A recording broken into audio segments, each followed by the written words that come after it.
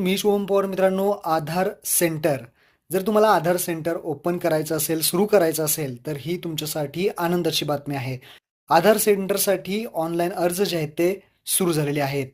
तुम्ही आधार सेंटर सुरू करून लोकांना सगळ्या सर्व्हिसेस देऊ शकता. आधार संदर्भातली तुम्ही कामे करू शकता. लोकांची जी काही कामे आहेत ती करून तुम्हाला जे काही पैसे आहेत ते पैसे सुद्धा मिळणार आहेत. आता हे आधार सेंटर तुम्ही कशा पद्धतीने सुरू करायचं आहे, त्या संदर्भातला अर्ज काय आहे, काय काय कागदपत्रे लागतील, या व्हिडिओमध्ये थोडक्यात जाणून घेऊयात.